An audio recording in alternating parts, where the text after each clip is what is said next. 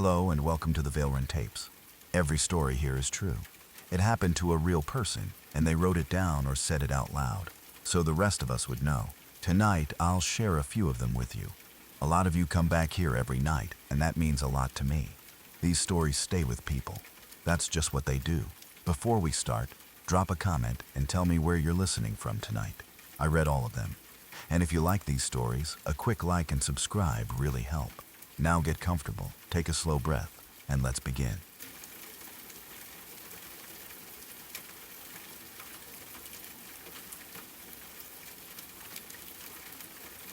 A friend's dad died, and after he passed away, my friend was left in a terrible situation with the house.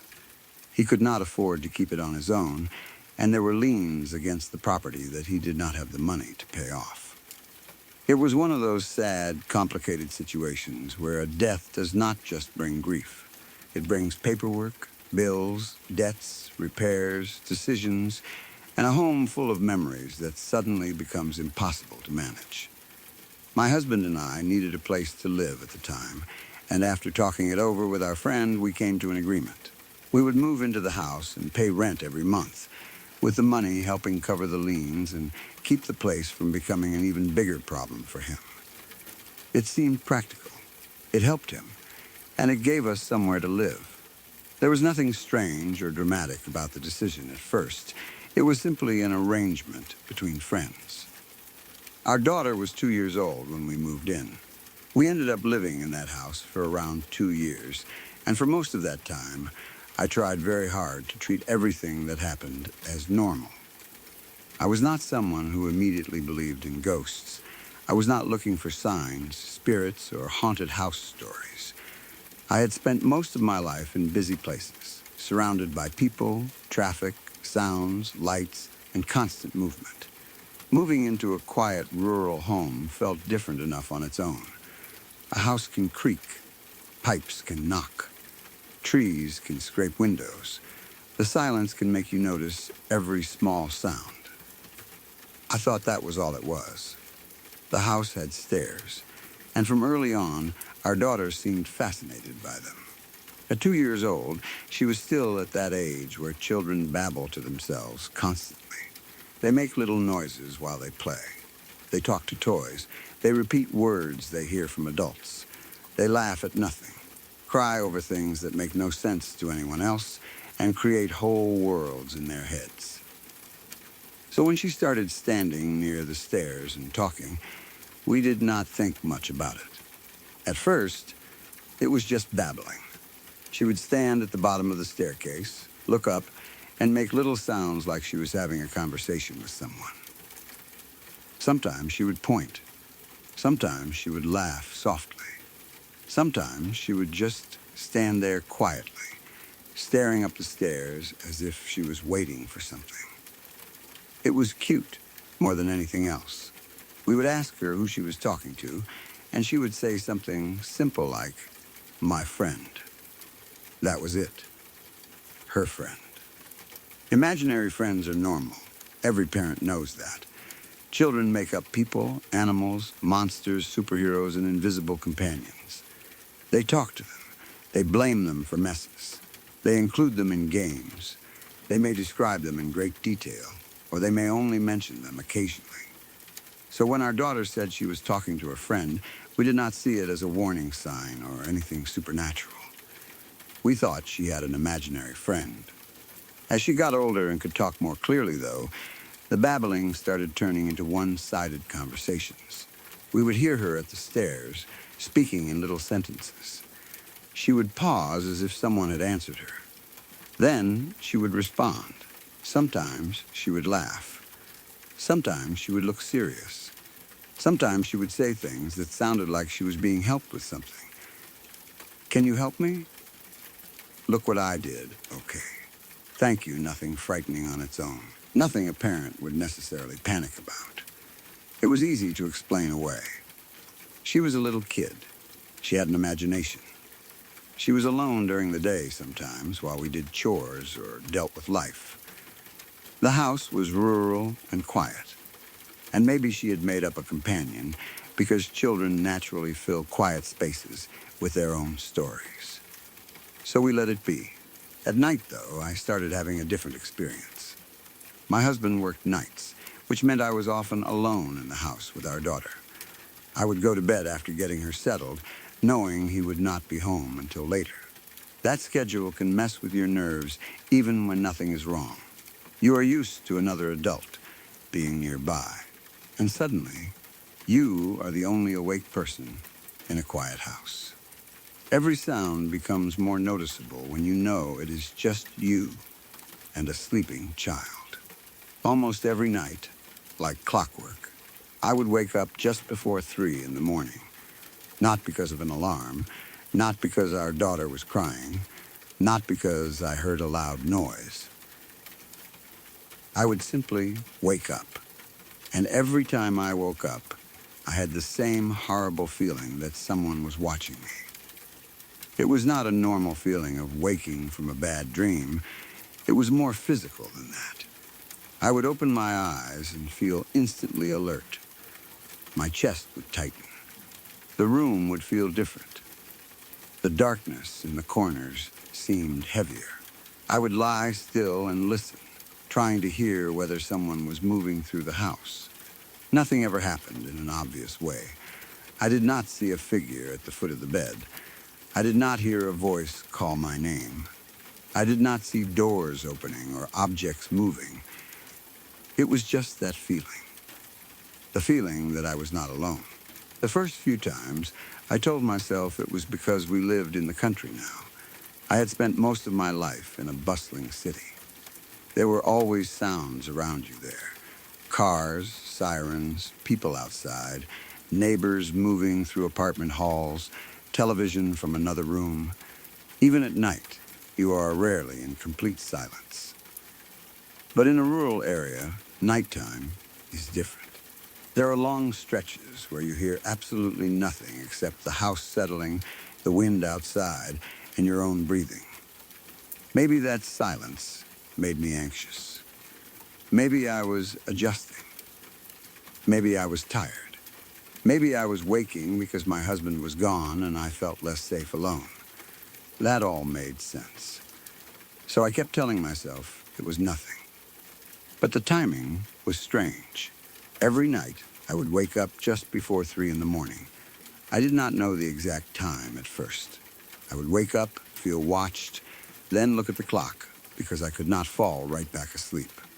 Again and again, it was just before 3 a.m., 2:50, 2:53, 2:55. Sometimes a few minutes later, but always close. Eventually, I started expecting it. That made it worse.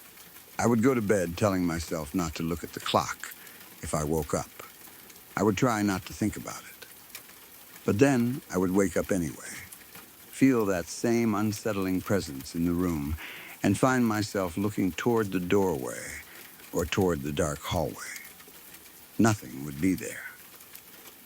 Still, I never felt fully alone. For a long time, I kept those feelings mostly to myself. I did not want to sound ridiculous. I did not want to tell my husband that the house made me feel watched at night when he was already working long hours.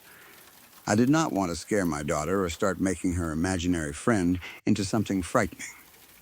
So I kept trying to be rational. Kids have imaginary friends. Old houses make noise. Rural darkness can make you feel uneasy. People wake up at odd hours. That was the explanation. It had to be. Then one day, we were visiting our friend at his home. Our daughter was with us, and she was at the age where children say things without understanding the reaction they are about to cause. She was looking around the room, probably noticing the things adults never pay attention to anymore. Photographs, decorations, furniture, objects on shelves. Then she pointed to a picture on the wall. She got excited and said, "Oh, how do you know my friend?" At first, nobody understood what she meant. We looked at the picture. It was our friend's dad, the man who had died, the man who had owned the house we were living in. There was a pause in the room, one of those pauses where everyone looks at each other, trying to decide whether they heard something correctly. I remember feeling confused more than afraid. My mind immediately began looking for a normal explanation. Maybe she had seen that picture before. Maybe our friend had mentioned his dad around her. Maybe she had seen another photo somewhere and did not remember it. Maybe she had overheard us talking. I asked her what she meant. She said that was her friend. I asked her if she was talking about the man in the picture. She said yes. Then she explained, in the simple way only a child can, that he took care of her and helped her with things. That part made my stomach drop, because she had said similar things before at the stairs. She had talked about her friend helping her. She had asked him to help her. She had thanked him. At the time, we thought she was talking to an imaginary person. But now she was standing in front of a photograph of a dead man and identifying him as the friend she had been talking to in our house. I tried to stay calm. I asked her more questions, gently, without wanting to put ideas in her head. I did not want to lead her. I did not want to ask questions that made her invent more details. I just wanted to understand what she meant. She said he was nice to her most of the time. She said he took care of her. She said he helped her with things. Then she said something that changed the entire feeling of the conversation. She said sometimes he acted funny at night. I asked what she meant. She said he shook and held his head. She said he was very angry. The room went quiet again. My husband and I looked at each other. Our friend looked confused. I remember trying to keep my face neutral because she was only a child. I did not want her to become scared because of our reaction. But inside, I was already making connections I did not want to make. The stairs, the late night waking, the feeling of being watched, her one-sided conversations, the way she seemed drawn to that part of the house. I still did not want to believe it meant anything. I told myself she had seen a photograph of him before. Maybe there had been pictures in the house. Maybe she had found an old photo in a drawer. Maybe there was a framed image tucked away somewhere that I had forgotten about. Children can pick up information without adults realizing it. She might have overheard a conversation about him and built the rest into an imaginary friendship. That felt more reasonable than believing she was speaking to a dead man. When we got home, we searched everywhere. We looked through drawers. We checked closets. We went through old papers, boxes, cabinets, shelves, and anything that might have belonged to the previous owner. We searched for photos of our friend's dad. There were none. Not one. No framed pictures. No loose pictures. No old photo albums left behind. No photographs tucked into books or drawers. Nothing that could explain how she had recognized him so confidently from the picture at our friend's home. That did not mean there was no explanation. Maybe she had seen him somewhere else. Maybe someone had shown her a picture without remembering. Maybe she had heard adults talking about him and somehow imagined his face. But the more we searched, the less comfortable I felt. Eventually, we called our friend. We told him what our daughter had said. We asked about his dad. At first, he seemed uncomfortable talking about it. That alone made me nervous. Then he told us what had happened.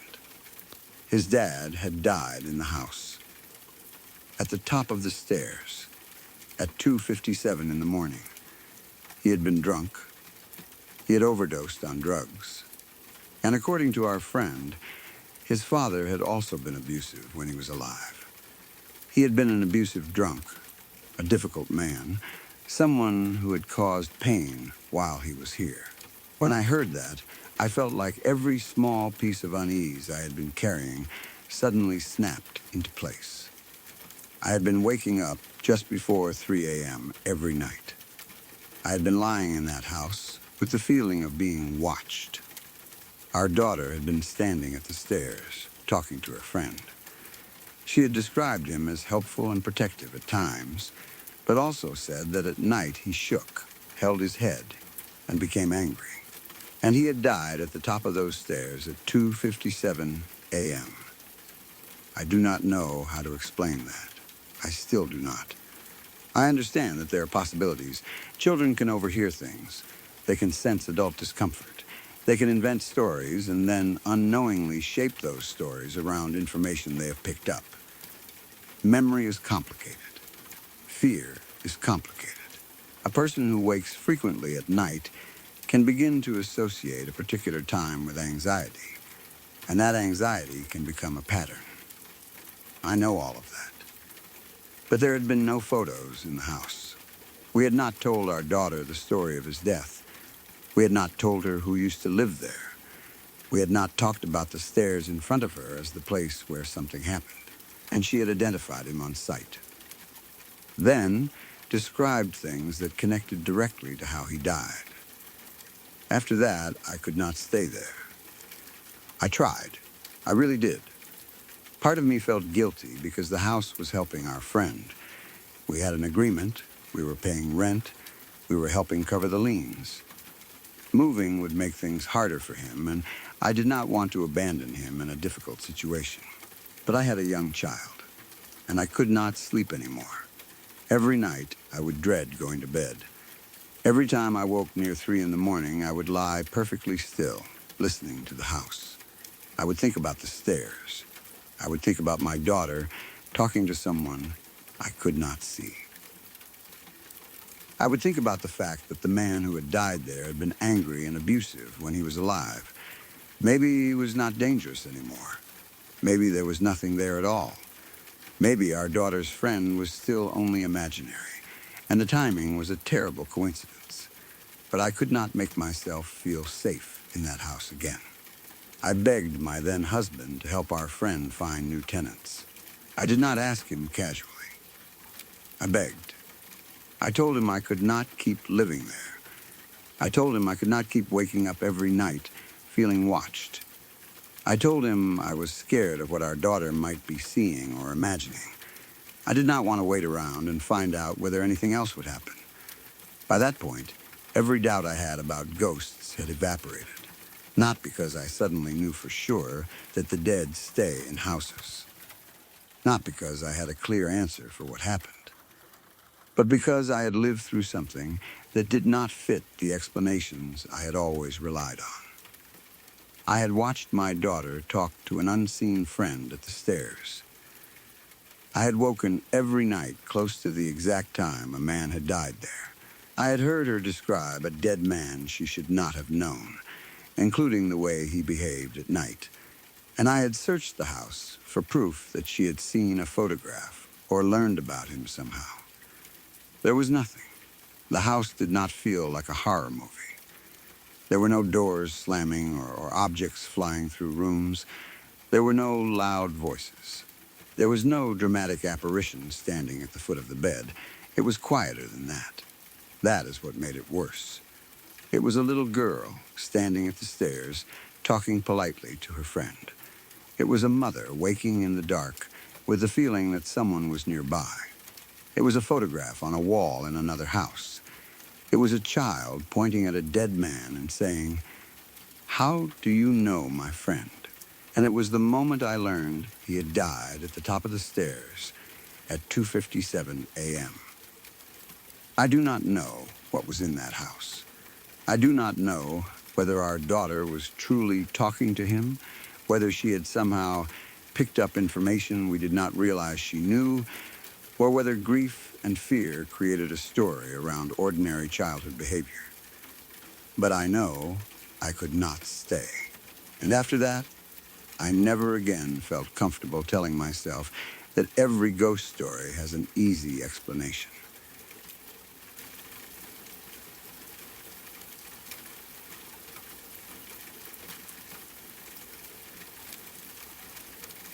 My grandparents' house had once been a funeral home. That fact was always there in the background, even when nobody talked about it directly. It was not something that came up every day, and it was not like the house had giant signs outside reminding everyone what it used to be. By the time I was growing up, it was simply my grandparents' home. It had furniture, family pictures, old carpets, a kitchen where people made coffee, and rooms that felt familiar because we had spent holidays and ordinary afternoons there. Still, knowing what the building had once been gave it a different feeling. It was a large old house, built in a way that did not feel like modern homes. There were rooms that seemed too big for their purpose, long spaces between parts of the house, and a kind of heaviness that old buildings sometimes have. Maybe that was only because I knew its history. Maybe if I had not known it used to be a funeral home, it would have just seemed like my grandparents' old house. But I did know. And when I was in my early teens, that house became a place where I spent several nights a week. My grandfather had already been gone for a few years by then. His death had changed my grandmother's life in the quiet way losses often do. She kept going, because that was what she knew how to do, but she was alone in a house that had once held both of them. Then she developed a seizure disorder, and after that, she could not safely stay by herself for long periods of time. Someone needed to be there around the clock. My mom stepped up, like family does, when there is no easy answer. She would stay with my grandmother several nights a week, and sometimes I went with her. I was old enough to help in small ways, but still young enough that the situation felt strange. I did not fully understand all the fear and responsibility my mom carried. I only knew that Gran needed someone nearby in case she had a seizure, and that meant sleeping at her house often enough that it became part of our routine. My mom would stay close to Gran's room, and I usually slept downstairs in the living room on a pull-out bed. The living room was comfortable enough during the day. It had the deep shag carpet that covered most of the house, thick enough that your feet sank slightly into it. The house was carpeted almost everywhere, and the sound of someone walking through it was normally soft and muffled. You could hear movement, but it had a dull, padded quality. The kitchen was different. The kitchen had linoleum flooring, and the furniture in there was heavy, old wooden furniture. The table was solid. The chairs were solid.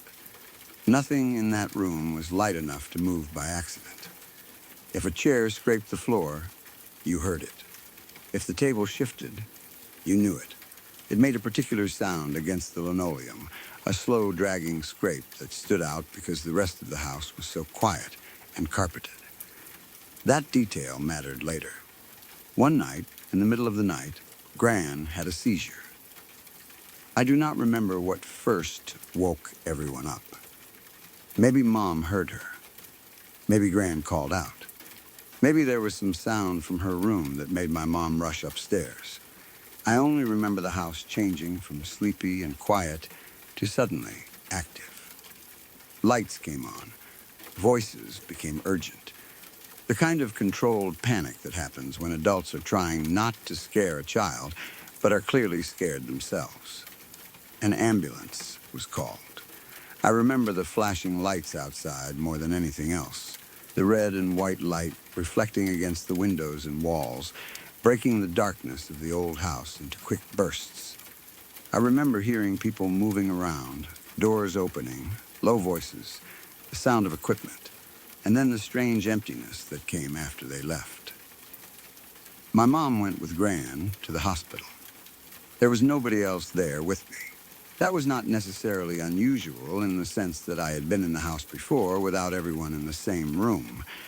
But it was different after an ambulance had come and taken my grandmother away. The whole place felt hollow. It felt like the house had taken a deep breath and then become still again. My mom told me I would be okay and that she would be back when she could. I do not remember exactly how long she expected to be gone. Maybe she thought it would only be a few hours. Maybe there was no point in dragging me to the hospital in the middle of the night, especially if Gran was being taken care of and I had school the next day. So I stayed behind. I went back to the pull-out bed in the living room. At first, I tried to act like it was no big deal. I had stayed there plenty of times. I knew the house. I knew the sounds it made. I knew where the switches were, where the bathroom was, where the stairs led, and how to get upstairs to my aunt's apartment if I needed someone. That was another unusual part of the house. My aunt had an apartment upstairs. It was connected to the same building, but felt separate enough that at night it seemed far away. She was there, technically close, but not close in the way someone sleeping in the next room would be. I knew I could go upstairs if I had to, but I did not want to bother her unless something was truly wrong. So I lay down on the pull-out bed and tried to sleep. The lights were off except for whatever faint light came in from outside or down the hallway. I could hear the refrigerator from the kitchen. I could hear the old house settling the way old houses do. Pipes can make sounds. Wood can pop. A house can seem alive at night even when nothing is happening. I was just starting to doze off when I heard something shift in the kitchen. It was the sound of furniture moving on linoleum. Not a loud crash, not something falling over. More like one of the heavy wooden chairs had been dragged a short distance. A scrape, slow enough to notice. Heavy enough that it could not have been caused by a tiny vibration or a light draft. I opened my eyes. For a few seconds, I listened. Nothing else happened. I told myself it was probably normal. Maybe a chair had not been fully pushed in and settled slightly. Maybe the floor had shifted. Maybe something had been left at an angle and moved when the house cooled down. I did not know much about old houses, but I knew they made strange noises sometimes. So I rolled over and tried to go back to sleep. A few minutes later, I heard another chair move. This time, it was not the exact same sound. It was another scrape, another small shift of something heavy against the linoleum. It sounded like a chair being pulled out just a little, then stopped. I did not get up. I did not call out. I just lay there and told myself it was nothing. That is what you do when you are scared but do not want to admit it. You ignore the first thing. Then you ignore the second thing. You give yourself explanations that you do not fully believe because you do not want to stand up and walk into a dark kitchen to find out what made the noise. I pulled the blanket closer and tried to drift off again. Eventually, I did. Then I woke up to footsteps. At first, the sound did not make sense because it was not coming from the kitchen. It was not the hard scrape of furniture on linoleum. It was softer. It sounded like someone walking across the shag carpet. Slow steps, not running, not rushing. Not someone stumbling around in a panic. Just someone walking through the house. I opened my eyes and looked up, thinking maybe Mom had come back. That was the most reasonable explanation. Maybe she had returned from the hospital, come in quietly, and was walking through the living room or hallway. Maybe she did not want to wake me. Maybe she had gone to check something before coming to tell me Gran was okay. But there was no one there. The living room was empty. The hallway was empty.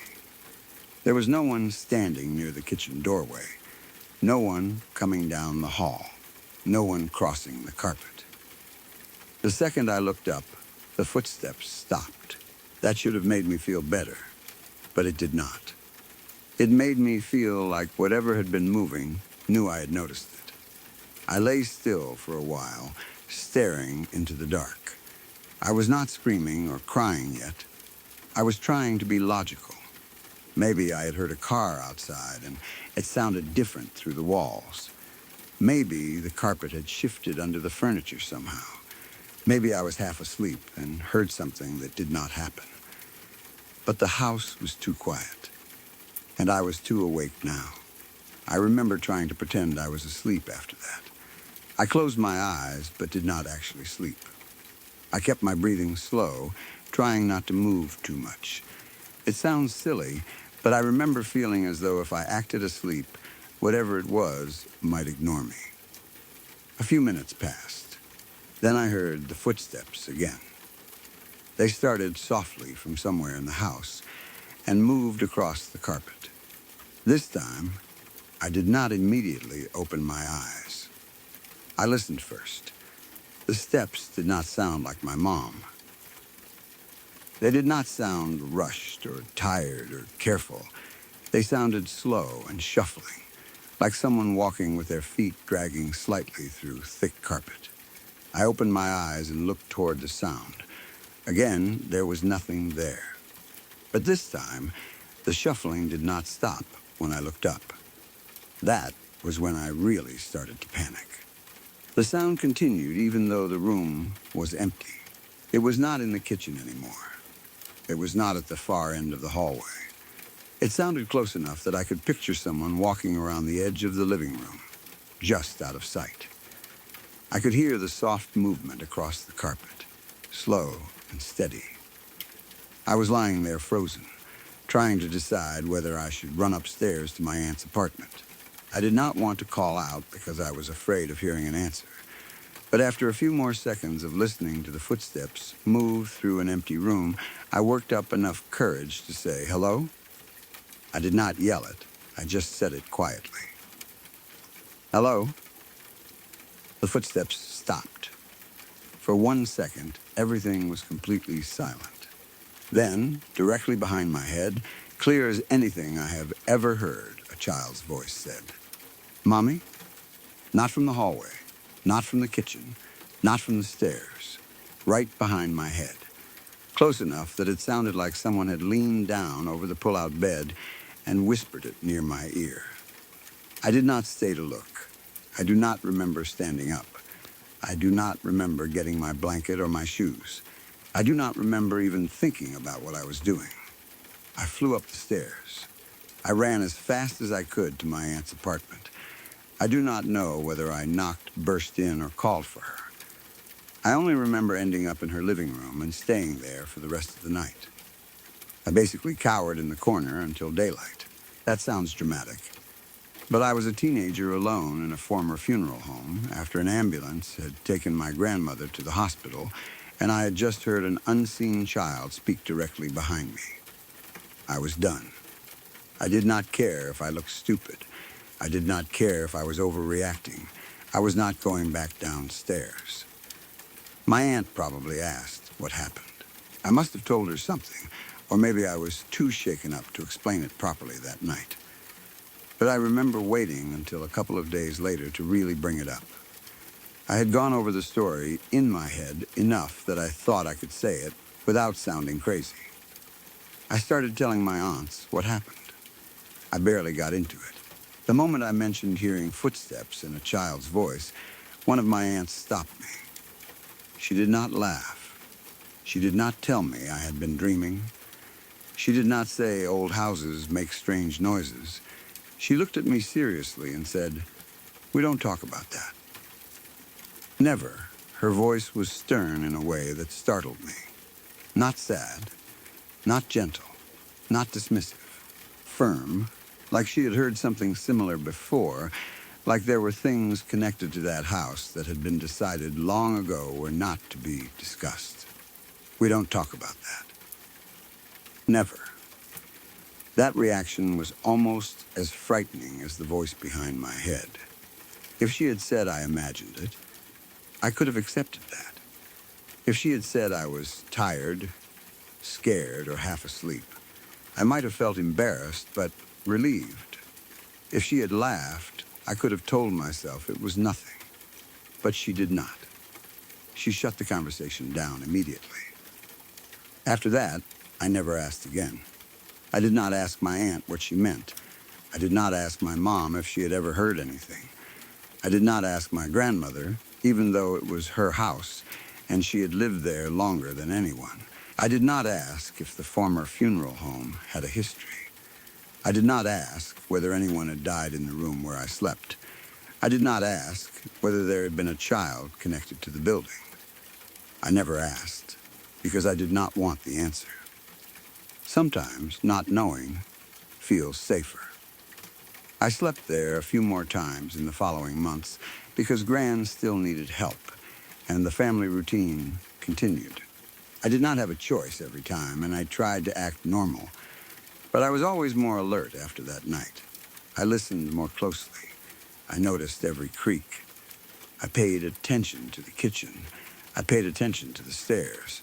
I made sure there was enough light on that I could see the living room clearly. Nothing else ever happened to me there. No moving chairs, no footsteps, no child's voice, no strange sounds behind my head. That one night was the only time I had a direct experience like that in the house. My cousins have lived there since they were in their pre-teens. They have spent far more time in that building than I ever did. As far as I know, neither of them has ever mentioned seeing or hearing anything strange. But I have never asked. I do not want to scare them. I do not want to plant something in their minds that they may never have noticed. Maybe they never experienced anything. Maybe they did and simply never talked about it. Maybe the house is completely normal to them because it has always been their home. I do not know. I also do not know what I heard that night. There are explanations that make sense, in pieces. The chairs in the kitchen could have shifted. Heavy wooden furniture can scrape on linoleum if the floor is uneven, if the humidity changes, or if something gets bumped earlier and settles later. The footsteps could have been the house settling, or sounds traveling from another floor. Old homes can make noises that feel much closer than they are, and the child's voice could have been part of a half-dream. I had been dozing. I had been frightened. I was alone in an old house after an ambulance had just taken my grandmother away. My mind could have been in that strange place between sleeping and waking, where sounds become sharper and thoughts turn into something real. That is possible. But the voice felt too clear. It was not a vague whisper. It was not something I only half heard. It was a child's voice, right behind my head, saying one word. Mommy? And the way my aunt reacted has stayed with me all these years. Maybe she was only trying to protect me. Maybe she thought talking about scary things would make me more afraid. Maybe she had no idea what I heard and simply did not want a teenager turning the old funeral home into a ghost story. Or maybe she knew exactly what I meant. I will probably never know.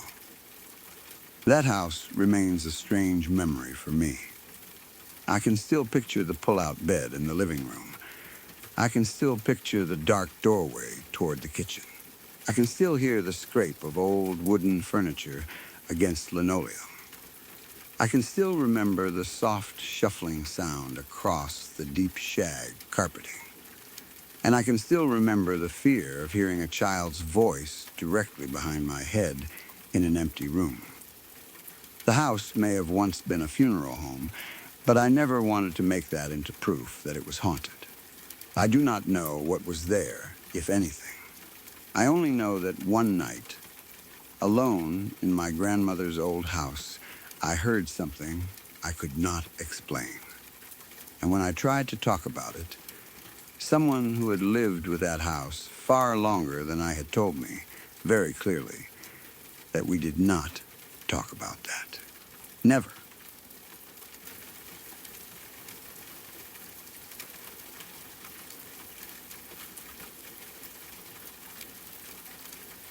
The last haunted house I lived in was not the last strange place I ever experienced, but it was probably the worst house by far. The strange part is that, at least from what we could tell, it did not seem haunted when we first moved in. It felt normal enough at the beginning. It was a small two-bedroom house, nothing fancy, but it was home. There were the usual problems that come with an older place, like creaky floors, thin walls, and rooms that never seemed to hold heat properly, but nothing that made us think there was anything wrong with it. Then, an old man had a heart attack while driving in front of the house. He crashed into a neighbor's yard. I do not remember every detail of the accident now, but I remember the way everyone talked about it afterward. It was sudden, tragic, and close enough to us that it became part of the house's story. After he died, things started changing. At first, The things that happened were so strange that we did not know what to make of them. They were not little sounds you could blame on pipes or old wood settling. They were things that felt personal. Things that happened when someone was alone. Things that made you stop and look around because the house suddenly did not feel empty anymore. My mom had a knife thrown at her while she was the only person in the house. Not a knife falling off a counter. Not one sliding from somewhere because something was unsteady. It was thrown. She was alone. And suddenly, it came toward her. That was one of the first stories I remember hearing that made me realize something was wrong there. It was one thing for a house to creak or for someone to hear a sound in another room. It was another thing entirely for an object to move violently enough to become dangerous. Then glass shattered on a picture frame of my grandparents. That was strange, too. It was not like the frame fell off the wall. It was just there, and then the glass cracked and shattered. There was no clear explanation for it. The picture itself was not even something new or fragile. It had been sitting there normally. But after the old man died, the house seemed to become full of things like that. Small, violent moments that had no obvious cause. I had my own experiences before the worst night happened. One time, around 4 in the morning, I was making tea. I had been pouring hot water into a cup when I suddenly heard a deep male voice yell, WTF, directly in my ear. It was not from another room. It was not from outside. It sounded like someone had leaned right beside me and shouted it. I jumped so badly that I burned my hand with the hot water. That was the first time I remember feeling truly scared in the house, not just unsettled. There is something about hearing a voice right beside you when you know nobody is there that makes your body react before you can even think. I did not stand there trying to figure it out. I dropped what I was doing, shook from the pain and shock, and got away from that part of the house as fast as I could. After a while, we all started seeing shadows and shapes that did not make sense. They were not always clear. Sometimes you would see something move out of the corner of your eye, but when you looked directly at it, nothing was there.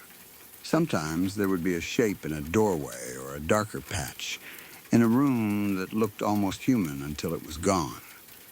You could try to blame tiredness, poor lighting, or the way the house was built, but it happened too often. Even my dad, who was skeptical about everything, refused to be alone in that house after a while. He did not like ghost stories. He did not jump to paranormal explanations. He was the kind of person who would try to find a normal answer first, even when everyone else was convinced something was happening. But one night, he woke up and saw someone watching him sleep from the closet. After that, he changed. He did not want to sit in the house by himself. He did not like being alone in certain rooms. He stopped laughing off the things the rest of us said we had seen. When the most skeptical person in the house starts acting like they are afraid of the dark, it changes the way everyone else feels, too. I would say I got the worst of it. Part of that was because I was the youngest. The house only had 2 bedrooms, and the sleeping arrangements changed over time depending on who needed which space. For a while, I had the small bedroom. The other boy in the house, their son, had the larger bedroom, and my parents slept in the living room. But later, things changed. I stayed up later than everyone else, and once I was old enough, I got moved out into the living room so I could keep an eye on the fire and get more wood during the night when needed. The other boy could not sleep on the couch because he wet the bed, so he got moved into my old room. My parents took his old room. That left me sleeping in the living room by myself. At first, I did not mind it too much. The living room was bigger, I had the couch, I could listen to music on my phone at night. I had the big front window right above or near where the couch sat. It felt almost like having my own space, even though it was not a real bedroom. But the longer I slept out there, the more I started realizing that the hallway was the problem. It was always the hallway. No matter what else happened in that house, the hallway was where things appeared. It was like there was always something standing there at night. Sometimes it was a shape. Sometimes it was a shadow. Sometimes it was just the feeling that someone was watching from the darkness. But after a while, I started seeing two very distinct forms. One was a white figure. The other was a black mass. They were different enough that I could tell which one I was seeing almost immediately. The white figure was pale and human-shaped, but not clear enough for me to understand what it was. It seemed lighter than the darkness around it, like something was standing just beyond the corner of the hallway with no source of light on it. The black mass was worse. It was darker than the hallway should have been. It was not just a shadow made by furniture or the shape of the wall. It was like a thick, heavy patch of darkness that had a presence. Every night, it seemed like one of them was there. I would lie on the couch with my music playing and try not to look toward the hallway. I learned that if I kept my eyes on my phone or faced the front window, I could almost pretend the hallway did not exist. But every now and then, I would catch movement. I would glance over, and there would be something standing at the far edge where the hallway began. The couch was lined up against the front wall under the large front window. Directly in front of me was the hallway. That meant if I woke up in the middle of the night, the first thing I often saw was the dark shape of that hallway opening. It became impossible to ignore. The worst experience happened when I was 16. My parents were not home that night. They were working, so it was just me and the other boy in the house. I do not remember the exact time. It might have been midnight. It might have been closer to 2 in the morning. I only know it was late enough that the whole house was quiet. Normally, I slept with music playing from my phone. I could not sleep well in total silence, especially in that house. Music gave me something to focus on. It made the living room feel less empty. It covered the small sounds that would otherwise make me nervous. But when I woke up that night, the music was off. That was the first thing I noticed. I woke up suddenly, gasping and crying. I still do not know what woke me. I was not having a dream that I can remember. I did not hear a loud bang. I did not feel anyone touch me. I just woke up with the kind of fear that hits your body before your mind understands why. My chest felt tight. I was struggling to catch my breath. My face was wet with tears before I even understood I had been crying. The room was dark. My phone was silent. And none of the dogs were sleeping with me. That was another thing that felt wrong. We had 3 dogs, and usually at least one of them would sleep near me. Even if they were not directly on the couch, one of them would be close by in the living room. They liked to be around people. They liked warmth. They liked company. But that night, there was not one dog near me. They were not on the couch. They were not on the floor beside it. They were not anywhere in the living room. I sat up, wiping my eyes and trying to calm down. I was still trying to catch my breath when I heard a creak. It was a specific creak. I knew the sounds of that house. When you live somewhere long enough, you learn which floorboards squeak, which doors make noise, where the walls settle, and what it sounds like when a dog walks around. This was not a random creak from the floor. It was the exact sound that happened when someone stepped at the very edge of the hallway, and the hallway was directly in front of me. I knew it was not one of the dogs. I knew it was not a person. The other boy was asleep in his room. My parents were gone. The dogs were not in the living room. And the creak came from the exact place where the hallway began, right where the floorboard gave that familiar sound when weight landed on it. I did not want to look up.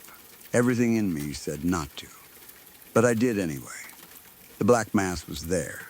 It was standing in the hallway, or at least occupying the space where a person would stand. I could not make out details at first because I did not have my glasses on. I was practically blind without them.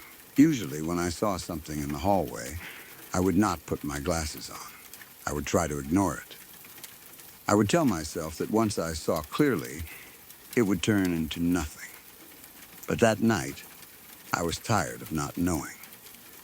I was tired of being scared of dark shapes.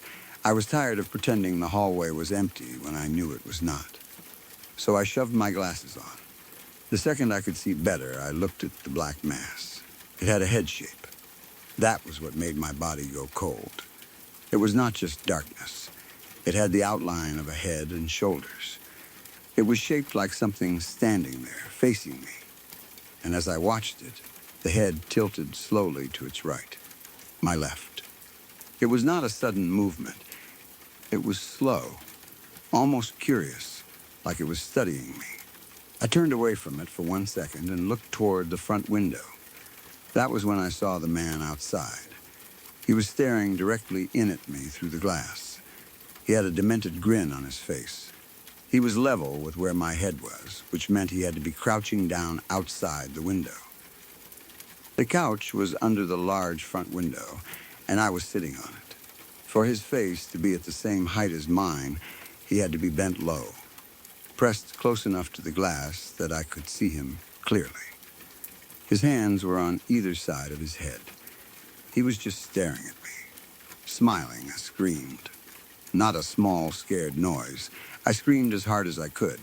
I fell off the couch in panic, hitting the floor and scrambling backward. For a second, I could not even think. I only knew that there was a man outside the window, crouched down and looking in at me with that awful grin. Then I saw him move. He ran away from the house so fast, it looked unreal. The only way I can describe it is Flintstone style. His legs moved in a blur, and then he was gone. He did not run normally down the yard. He seemed to take off in a way that made no sense, almost too fast for a person. I looked back toward the hallway. The black mass was still there, and it looked like it was laughing. I do not know how else to explain it. It did not have a face I could clearly describe, but it had the feeling of laughter. The way it shifted, the way it stood there after I screamed, made it seem almost amused, like it had wanted me to see the man at the window, like it had been waiting for that reaction. Then it melted into the floor. Not disappeared normally, not faded away. It seemed to sink downward, like darkness turning into liquid and being pulled through the floorboards. The shape lost its form and melted away until the hallway was empty again. I was already terrified. But then I saw the white figure. It peeked around the bottom corner of the hallway. That was somehow worse. The white shape did not stand fully in the open. It leaned out just enough to look at me. Then I saw red dripping from its mouth. I screamed again. By then I was hysterical. I was crying, shaking, and trying to get away from the hallway and the window at the same time. I did not know whether to run outside, hide in the bathroom, lock myself in a room, or call someone. The whole house felt wrong. Every sound felt dangerous. Every corner felt like something could be standing there. Then the front door opened. My mom came in at almost the exact moment I screamed again. I do not know if she had heard me from outside, if she had just come home from work at that moment, or if it was pure timing. But when she opened the door, I completely fell apart. I was crying so hard I could barely explain what happened. I was 16 years old enough that I should have been embarrassed to be that scared. But I did not care. I was terrified. For the first time since I was 13, I slept next to my mom. I could not sleep alone that night. I could not go back to the couch. I could not face the hallway. I did not care if I looked like a little kid. I needed to be near her because being alone in that living room felt impossible after what I had seen. I remember lying there next to her, trying to calm down, still listening for sounds from the hallway even though I was no longer in the living room. I kept thinking about the man outside the window. I kept thinking about the black mass tilting its head. I kept thinking about the white figure with red dripping from its mouth. And I kept wondering whether the old man who died outside the house had anything to do with it. Maybe none of it was connected. Maybe the house had always been strange and we only noticed after the accident. Maybe grief, fear, and the stories people told made us more alert to shadows and sounds. Maybe the man outside the window was real and everything else was panic and exhaustion. Maybe the black mass was a trick of bad lighting. Maybe the white figure was a reflection. I have tried to tell myself all of that, but I know what I felt in that house. I know the hallway never felt empty. I know my mom had a knife thrown at her. I know glass shattered for no reason. I know I heard a deep male voice yell directly in my ear when nobody was there. I know my dad woke up to something, watching him from the closet, and stopped wanting to be alone in the house after that. And I know that night, when I was 16 and alone in the living room, something stood in the hallway. Something else looked in through the window, and I was scared enough that I slept beside my mom for the first time in years. That house was never normal after the old man died. Maybe it was haunted. Maybe it was something else. But whatever was there, it always seemed to come from the hallway.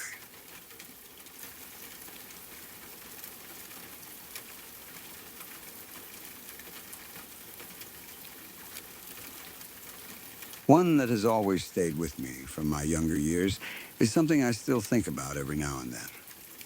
I have tried to explain it in different ways over the years. I have tried to convince myself it was a trick of the light, someone playing a stupid prank, a squatter, a reflection, or even just tired eyes after a night out. But no matter how many times I go over it, there is one part I cannot get past. I was not the only one who saw her. I grew up in a fairly small town in England. It was the kind of place where you knew most of the roads without even thinking about them, and where everyone ended up going to the next town over when they wanted to do anything fun. Our town had the usual things: a few shops, pubs, places to get food, places people knew from school, and not much else going on after dark. But if you wanted to go clubbing, have drinks, meet people, or just have a proper night out, you had to drive to the next town. That was what my friends and I did all the time. We would take turns driving, depending on who was drinking and who was not.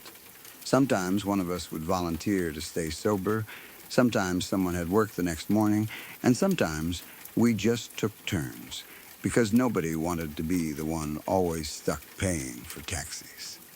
It became part of our normal routine. You would all meet up, pile into someone's car, drive out to the next town, spend the night doing whatever you were doing, and then head back when the club shut or when everyone had had enough. The road between the two towns was familiar. We had driven it so many times that most of us barely paid attention to the route anymore. You knew where the bends were. You knew where the road narrowed. You knew where the streetlights became less frequent. You knew which parts felt more isolated at night. It was not a dangerous road exactly, but some stretches were quiet enough that they felt completely different after midnight. There was one spot in particular that everyone seemed to remember. On the drive between the towns, there was a red light beside an old house on a quiet little slip of road.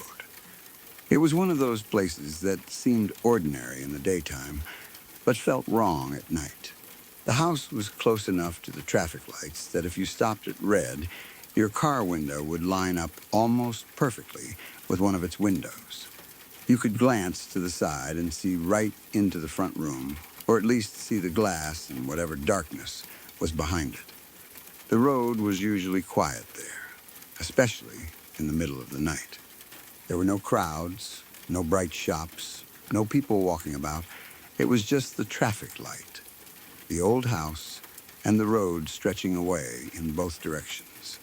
If you got stopped there at 2 or 3 in the morning, it could feel like you were the only car in the world.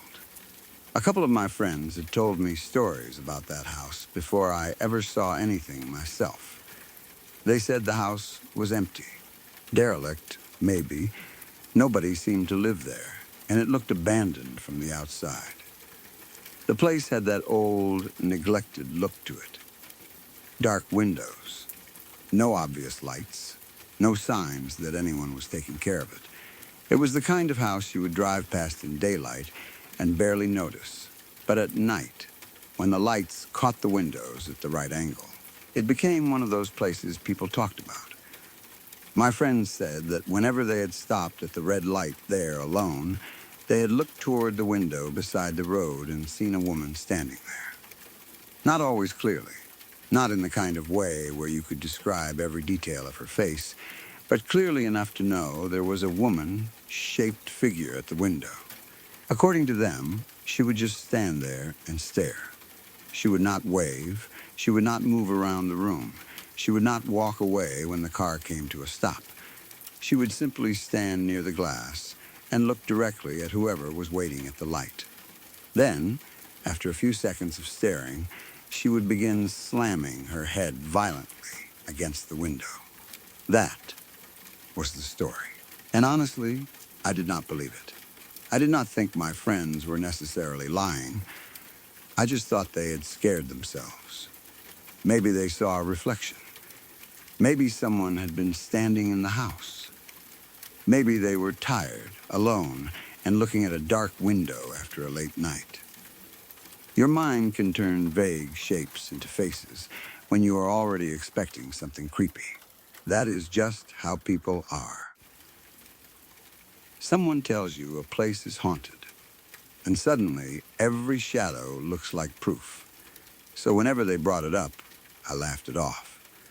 I probably said something like, "You lot are talking rubbish," or told them they had been too tired, too drunk, or too easy to scare. I had heard plenty of creepy local stories before. Every town has one abandoned house, one bridge, one wooded road, one graveyard. One old building people say is haunted. Most of the time, there is a boring explanation behind it. At least, that is what I thought. Then one night, I was driving home by myself. It was late. I had been in the next town, probably after a night out with friends, though I cannot remember exactly what we had been doing. I was sober because I was driving, but I was tired in that way you get after being awake too long. The roads were mostly empty. There were no cars close behind me, no one in front of me. Just the familiar route home, streetlights appearing and disappearing, and the dark fields and buildings passing at the edge of the headlights. As I got closer to that stretch of road, I did not even think about the house at first. Then I saw the red light ahead. It changed, and I had to slow down. I pulled up and stopped beside the old house. The car idled quietly. The road around me was empty. There was no music playing loudly. No conversation, no other passengers in the car. I was alone. I remember looking forward at the red light, waiting for it to change. Then, almost without thinking, I glanced to my side. At the window of the old house, there was someone standing. It was a woman. At first, I did not see her as a fully solid person. It was more like a shape that became clearer the longer I looked. There was enough light from the road and my headlights to make out her outline. I could see the shape of a head, shoulders, and upper body. I could see features, or at least the suggestion of them. She was close to the glass, and she was looking directly at me, not in a vague way, not like she happened to be facing toward the road. Her eyes were fixed on mine. That was the first moment I felt real fear. It was not just that someone was standing in a supposedly abandoned house. That would have been strange enough. But there was something about her stillness. The way she looked through the window did not feel normal. She did not react like a person who had noticed a car outside. She did not look surprised. She did not step back. She did not raise a hand. She just stared. For a few seconds, I could not move. I remember feeling like the red light had become much longer than it actually was. It was probably only a few seconds, but when someone is looking at you from a dark window, time does something strange. You become aware of every detail: the steering wheel under your hands, the hum of the engine, the silence outside, the glass between you and that room, the fact that you are trapped at a red light and cannot just drive away without breaking the law. She kept staring. Then she began slamming her head against the window. It happened suddenly. One moment she was completely still, staring into my car. The next, she threw herself forward into the glass, again and again. Her movements were violent and frantic, but the window did not break. I remember the sound more in my mind than I remember hearing it clearly. I do not know if the glass was thick, if I was too shocked to hear properly, or if there was no real sound at all. But I could see her doing it. She looked completely insane. That was the only way I could describe it then. Her face, the movement, the way she kept looking toward me between the blows. It was not like a person trying to get attention in a normal way. It looked like rage, panic, or something that did not belong to a normal person at all. I froze for maybe a second longer than I should have. Then I drove. I am pretty sure I drove through the red light. I do not remember looking carefully for traffic. I do not remember waiting for it to change. I only remember the panic. I wanted to get away from that house. I wanted to put distance between my car and that window as fast as possible. My heart was racing so hard I could feel it in my throat. I kept checking my mirrors, expecting to see something following me or standing in the road behind me, but there was nothing. The rest of the drive home felt unreal.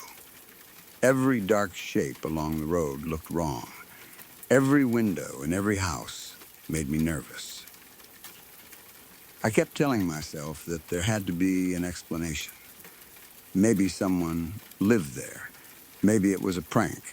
Maybe there was a person inside who had seen me stop and decided to mess with me. But even as I told myself that, I knew it did not feel like a normal prank. The woman had looked too strange. The house had looked too dead. And the fact that my friends had described the exact same thing before I ever saw it made it impossible to dismiss completely. I did not tell everyone straight away. Part of me did not want to admit that they had been right. I had laughed at them. I had acted like they were making up stories. Now I had stopped at the same light and seen a woman at the same window, staring at me, then smashing her head into the glass. But after a while, I told a few people. My friends did not look surprised. That was almost worse. They did not say, "No way, you saw that too?" in the way you might expect. It was more like, "We told you." They had seen it, and now I had seen it. There was no big explanation. Nobody had a solution. The story just became more real. A few weeks later, I was getting a taxi back from the next town. It was late again, though I do not remember exactly what time. I had been out, and I was telling the taxi driver about what I had seen. I do not know why I told him. Maybe I had had a few drinks and felt more talkative. Maybe the road made me think about it. Maybe I wanted someone outside my friend group to tell me I was being stupid and that there was an obvious explanation. The taxi driver did not believe me. And to be fair, I understood why. I probably would not have believed me either. Not before I saw it. He listened to the story. Maybe laughed a little, maybe said it sounded like a typical ghost story. He said there had to be some explanation. A squatter, kids messing about, someone living there without permission, a person trying to scare drivers. All reasonable things. I told him that the house was supposed to be empty. He still did not buy it. Then he said something I did not expect. He said, "Let's go and have a look." He even told me he would turn the meter off. I remember feeling a mixture of relief and dread. Relief because I would not be alone if we went back. Dread because I did not actually want to see her again. There is a difference between telling a scary story and voluntarily returning to the place where it happened. Once you decide to go back, you lose the comfort of telling yourself it was a one-time thing. But I agreed. The taxi driver turned the car around or took the route back toward the old house. The closer we got, the quieter I became. I remember watching the road ahead, knowing exactly what was coming. The red light, the slip road, the house, the window. The taxi driver was still fairly relaxed at first. He had probably heard every kind of ghost story people could tell in a taxi. Drunk people talk. Late-night passengers talk even more. He may have thought this was just another story from someone who had been out drinking and was letting their imagination run away with them. Then we reached the light. The taxi stopped. And there she was, at the window. The same shape, the same stillness, the same direct stare. For a second, neither of us said anything. The taxi driver looked toward the house. I looked at him. Then the woman began slamming her head against the glass. Again, just like before, the taxi driver went quiet. I do not remember exactly what he said. Maybe he swore. Maybe he told me to forget this place. Maybe he just put the car into gear and drove away. But I remember his reaction changing. He was freaked out, not joking anymore, not dismissing it. He had seen enough to understand why I had been scared. That made the whole thing feel more real than ever. Because now it was not just friends telling stories. It was not just me alone in my car late at night. It was a taxi driver, someone who had no reason to play along, someone who had openly said he did not believe me, seeing the same woman at the same window and reacting the same way. After that, we tried to look into the house more. As far as we could tell, it really was abandoned. Derelict, empty, there were no obvious signs of anyone living there. No lights, no cars, no curtains moving, no smoke from a chimney, no rubbish outside that suggested someone was using the place, no signs of squatters that we could see. We did not go breaking in or anything like that, but from the outside, the house looked completely dead. That is what kept me wondering. Because a squatter would be the easiest explanation. A person could be living in there secretly, maybe trying to scare people away from the property. Maybe someone had a strange routine. Maybe they liked sitting by the window and terrifying drivers. Maybe they had mental health problems. Maybe they had been there for years and nobody noticed. But why always that one window? Why always when someone stopped at the red light alone? Why did she stare first? Why did the window never smash? Why did she look so different from a normal person? And why did the taxi driver see it too? I do not believe in ghosts, at least not in the simple way people mean when they say that. I am not someone who thinks every strange story is proof of spirits. I know people make things up. I know memory changes. I know darkness can distort what you see. I know abandoned places attract pranks, squatters, strange people, and rumors. But this still makes me wonder. There was something about that woman that did not feel alive. Not because she was pale or transparent or floating. She was not. She looked physical enough. She had shape and features. But the way she moved, the way she stared, and the way she suddenly began smashing her head into the window made her feel wrong. Like she was replaying something. Like she was stuck in the same moment over and over again, waiting for someone to stop at that red light and look at her. Maybe it was a real woman. Maybe she was suffering and living somewhere she should not have been. Maybe the house was not as abandoned as it looked. Maybe she was doing something that only seemed impossible because We saw it at night through glass. But when I think about it now, I do not picture a normal person. I picture a dark road between two small English towns. I picture the red traffic light holding a car still. I picture the old house on the quiet slip road. I picture a woman standing at the window, waiting.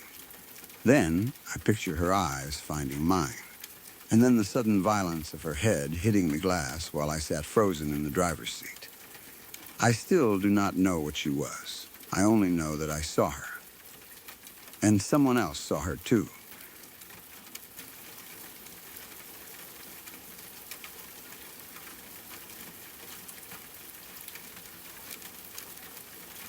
One night, a little less than 3 years ago, I was with my husband while he was locking up the cigar shop he managed. It was already past 10 p.m., and the shop had been closed for a while by then. Most nights, I would wait for him to finish his closing work so we could leave together. I had been there enough times that I knew the routine. The customers would slowly clear out near closing time, the front doors would be locked, the cash counted, the chairs straightened, and then my husband would go through the building, making sure everything was clean and secure. The shop itself had a very specific feeling at night. During the day, it was busy enough that you did not think much about the building. There were people coming and going, regulars sitting around talking, the smell of cigars and smoke hanging in the air, music playing somewhere in the background, and the sound of glasses or chairs moving. It was one of those places where the same people showed up often enough that everyone knew each other by name. Some came in just to buy cigars, but others treated it more like a private club. They would sit for hours, drink, smoke, tell stories, talk business, complain about work, and act like they owned the place. Upstairs was the members' lounge. It was a private area in the back of the shop where the regular bigwigs liked to sit and smoke or drink. It was more comfortable than the rest of the shop, with heavier furniture, dimmer lighting, and that deep, stale smell of old smoke that never really left the walls. During business hours, it could be lively. The people who used it were usually loud, friendly, and full of opinions. But after closing, when everyone had gone home, the lounge felt completely different. It was not exactly scary at first. It was just too quiet. The shop had a long hallway upstairs that led toward the lounge. The hallway was narrow enough that footsteps carried through it, especially when the building was empty. There were doors along parts of it, storage areas, offices, and rooms that were usually left dark after closing. Once the lights were turned off, the hallway became almost completely black. You could stand in the lounge and look toward the doorway, but beyond it, there was only darkness. That night, my husband was finishing up his cleaning. My friend and I were sitting in the lounge, talking quietly while we waited. We had both been there for a while, and neither of us was in any rush. The three of us were completely alone as far as we knew. All the customers had left at closing time. The front door was locked. The downstairs lights were off. The building was closed. There was another friend with us that night, too, but the important part was that all three of us were within sight of one another. My husband was near the back of the lounge, cleaning the floor. My friend and I were sitting nearby, talking about something I cannot even remember now.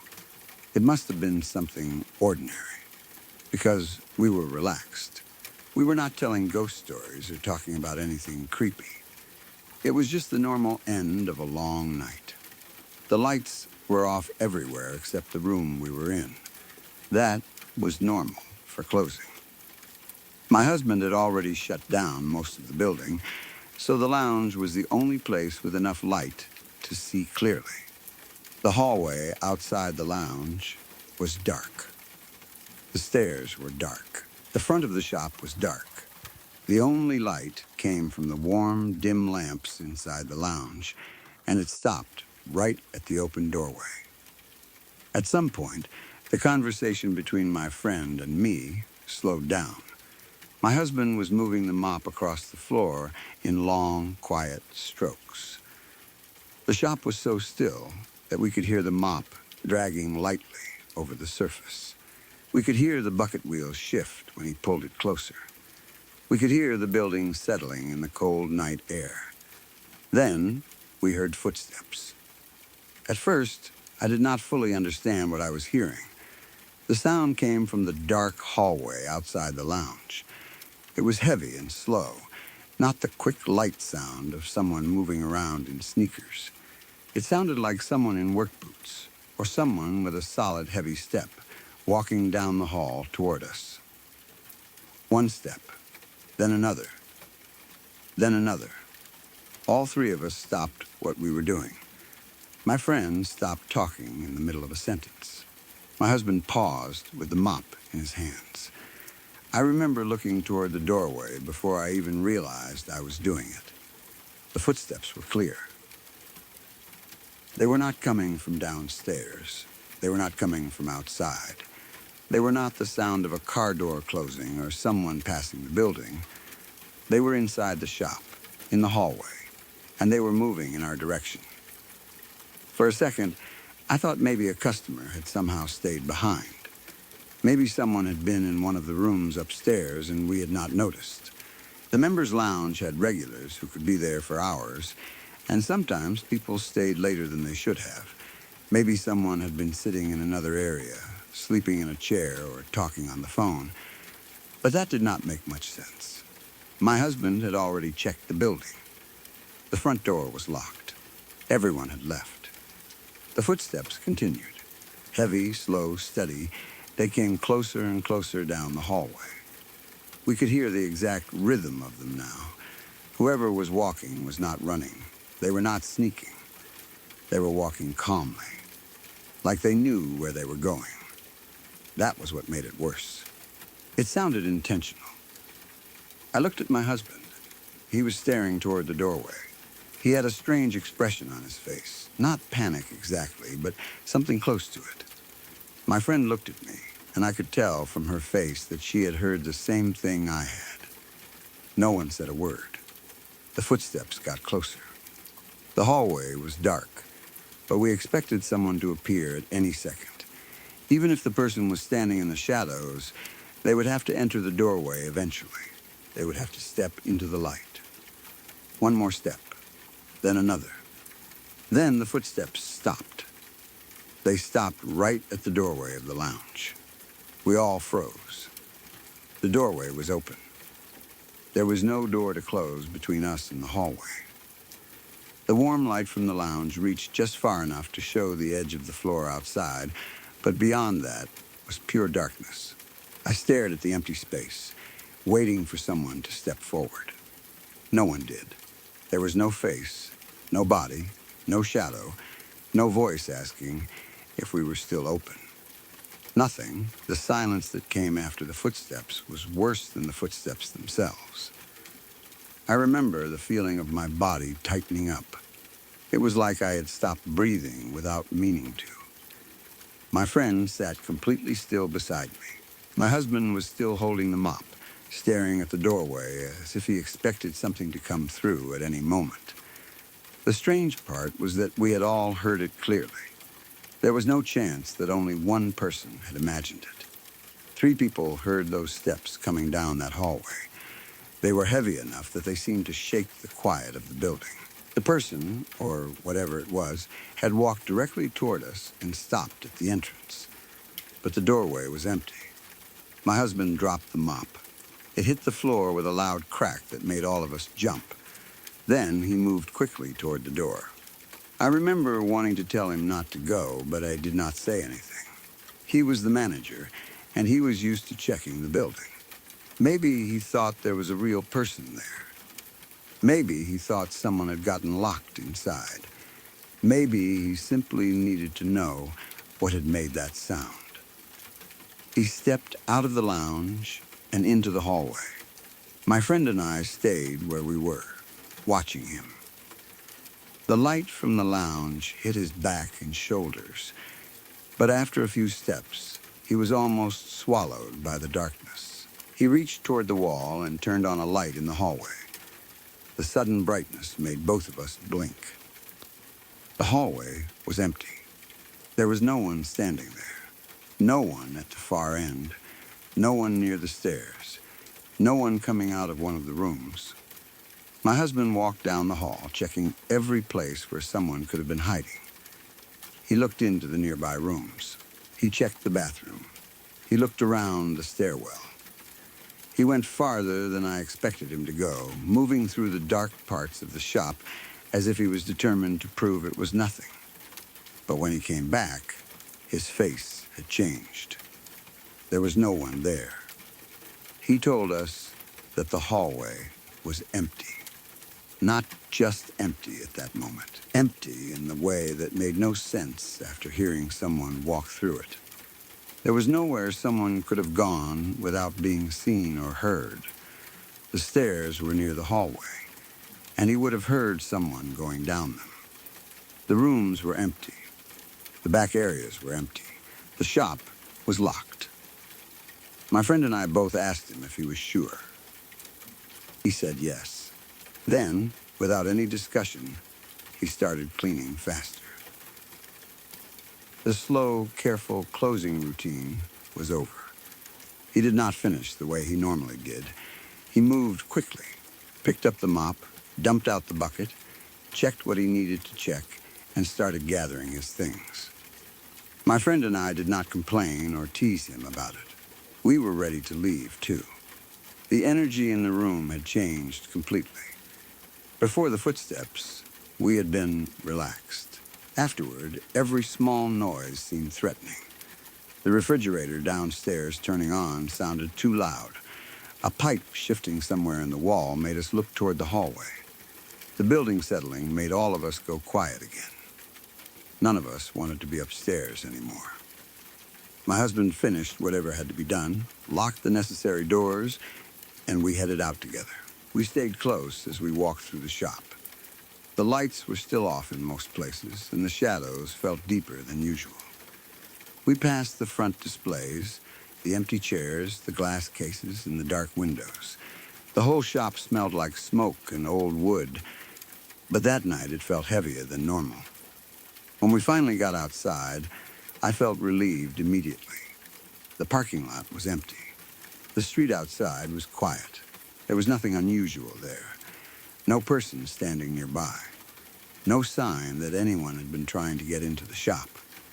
We got into the car and left, but the three of us kept talking about what happened. We all described the footsteps the same way. Heavy, slow, coming down the hallway, stopping at the doorway. It was not something we could easily brush off. After that night, I paid more attention to the stories people told about the shop. My husband had worked there long enough to hear plenty of strange things. He had a name for whatever he believed was in the building. He called it Carl. He called it a demon sometimes, though I do not know if he meant that seriously every time or if it was his way of making sense of the strange things that happened there. According to him, Carl had been around before I ever started spending time at the shop. People who worked late had heard noises upstairs. Some said they heard footsteps when they knew they were alone. Others said they would leave something in one place and come back to find it moved. Small things, mostly. A lighter that was not where it had been. A chair slightly out of place. A glass that had been left on a table but was found somewhere else later. Nothing big enough to prove anything, but enough to make people uncomfortable. Regulars had stories, too. The people who spent the most time in the lounge were the ones who seemed least surprised when someone mentioned strange noises. A few of them would laugh and say that the building had always been weird. Others would get quiet and say they had heard something upstairs after everyone else had gone home. Some had seen shadows in the hall. Some had heard movement in rooms they knew were empty. There was one regular in particular who spent a lot of time there. He was the kind of person everyone knew. He had his usual seat, his usual drink, his usual cigars. He was part of the furniture in that place. You could walk into the lounge and expect to see him there, leaning back in a chair, smoking and talking like he had nowhere else to be. He was not a scary person. He was just a regular, but he had a strong connection to the shop. He loved that place. He had his routines, his friends, and his favorite spot upstairs. For him, it was more than a cigar shop. It was somewhere he belonged, a place where he could sit, relax, talk, and feel known. Some months after the footsteps incident, he passed away. He did not die at the shop. As far as I know, there was nothing dramatic or strange about the way he died. But after he was gone, something changed in the building. Carl stopped doing things. The noises became less common. People stopped mentioning footsteps upstairs. Things stopped being moved around. The strange feeling in the lounge faded. It was not like the building became completely normal overnight. Old buildings always make sounds, and people still told stories. But that strong, uncomfortable feeling, the sense that something was moving around upstairs after closing, seemed to disappear. My husband and I talked about it more than once. We wondered if maybe Carl was never some demon at all. Maybe it had been that regular. Maybe whatever people had been hearing was tied to him somehow. Maybe he spent so much time in the shop that part of him stayed connected to it. Maybe after he passed away, his spirit went back there one last time to sit in his usual place, have one final smoke, and then leave. I know that sounds strange, and I do not claim to know what really happened. Maybe the footsteps had a perfectly normal explanation. Maybe someone had been in the building without us realizing it.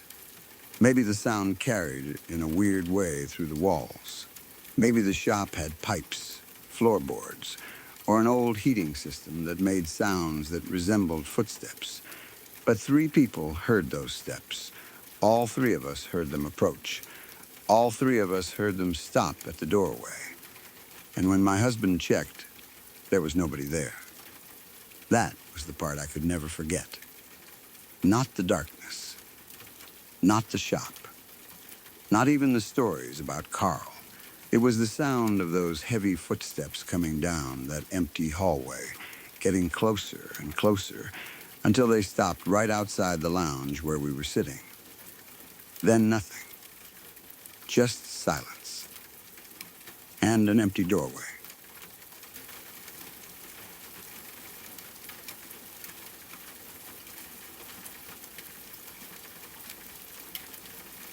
Quick pause, then we're right back. A lot of people watch one story and leave, but some stick around. They hit subscribe and come back every night. If you want to be one of them, the button's right there. Turn on the bell too, so you never miss a new one. That's it. Let's get back to the story.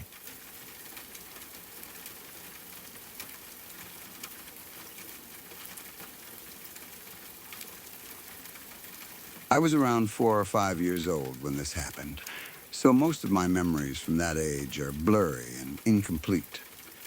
There are entire years from my early childhood that I barely remember at all. Faces, conversations, and ordinary days have faded away with time. Yet for some reason, this particular memory has stayed with me. It has remained clear for decades, sitting in the back of my mind like a photograph that never quite fades. I have thought about it many times over the years, and even now I still don't know what to make of it. At the time, my cousin and his mom had come to stay with my family for a few weeks. They lived far enough away that visits like this didn't happen very often, so everyone was excited. As kids, my cousin and I got along well. He was a little older than me, around 6 or 7 years old, while I was somewhere between 4 and 5. At that age, even a couple of years feels like a huge difference. I looked up to him because he seemed older, smarter, and braver than I was. Since he was staying at our house, it was decided that he would sleep in my room. To us, this felt more like an adventure than an inconvenience.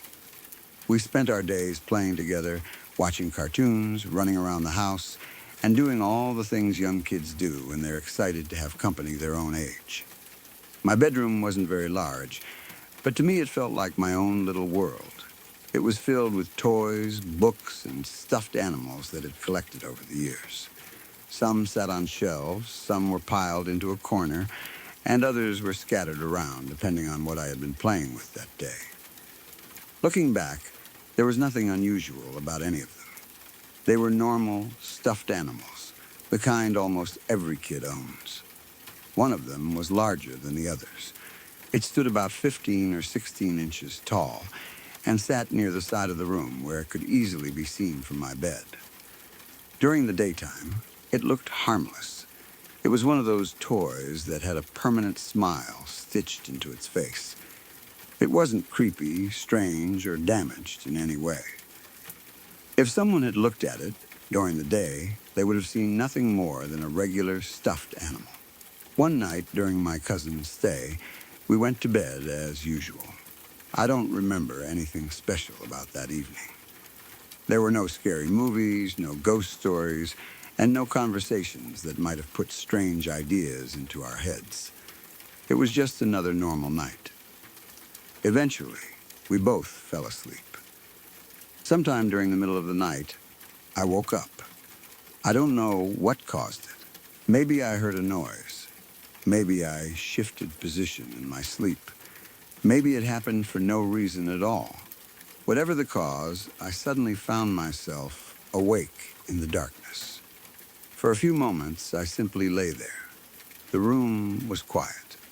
My cousin was asleep nearby. The house itself seemed completely silent. There was no sound of people moving around, no television playing in another room, no voices coming from downstairs. Everything was still. As I tried to fall back asleep, I found myself doing what many children do when they wake up at night. I started looking around the room. At first, everything appeared normal. The dresser was where it always was. The shelves were unchanged. The toys were sitting exactly where they had been before we went to sleep. But the longer I stared into the darkness, the more unusual things began to look. Anyone who has spent time awake in a dark room knows what I mean. Objects don't always look the way they do during the daytime. Shadows distort shapes. Details disappear. Your brain fills in missing information. A pile of clothes can suddenly look like a person standing in the corner. A chair can resemble an animal crouching in the dark. Even as a child, I understood this to some degree. That was why I wasn't immediately frightened. Then my eyes settled on the stuffed animal. At first, it looked normal. Then, something seemed off. I couldn't explain exactly what was wrong. There was just a strange feeling that came over me. The toy didn't appear quite the same as it usually did. I kept staring. The longer I looked, the more convinced I became that its face was changing. Its friendly expression seemed to disappear. Instead, it looked like it was frowning. Not slightly, not vaguely. It genuinely appeared to be angry. I remember blinking several times because I thought my eyes were playing tricks on me. Every time I looked away and looked back, the feeling remained. The toy seemed different. Worse than that, it looked alive. I know how ridiculous that sounds. Even today, saying it out loud feels absurd. But that's exactly what I thought at the time. The expression on its face appeared to shift, little by little. Its mouth looked tighter. Its eyes seemed different. The entire face carried an expression that I had never seen before. Then, I noticed what scared me the most. The teeth. The toy appeared to be pulling back its lips and baring its teeth. Not in a smile, not in a playful way. It looked like an angry dog preparing to growl. I remember feeling a cold wave of fear rush through my body. One moment, I was simply awake. The next moment, I felt completely terrified. I couldn't stop staring at it. Part of me wanted to look away. Another part felt frozen. I kept hoping that if I stared long enough, the illusion would disappear and everything would go back to normal. Instead, it only seemed more real. The stuffed animal looked angry. hostile, almost threatening. I knew it wasn't possible. I knew toys couldn't move. I knew stuffed animals couldn't make facial expressions. Yet every instinct I had told me that something wasn't right. Finally, fear won. I squeezed my eyes shut. I didn't want to see it anymore. I remember pulling my blanket closer and keeping my eyes firmly closed. I was too afraid to open them again. I didn't want to check whether the expression had changed. I didn't want to see if it was still staring at me. So I stayed perfectly still.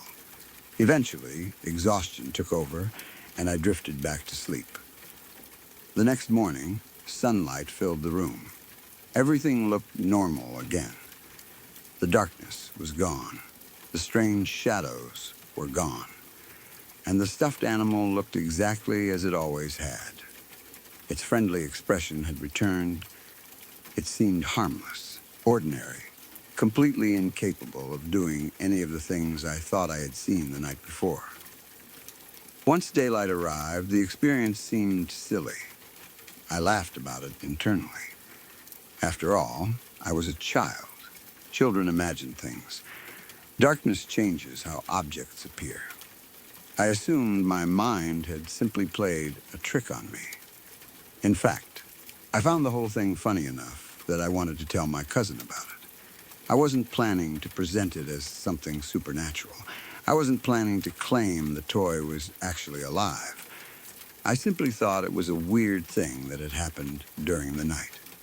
Later that morning, I found my cousin and started telling him about it.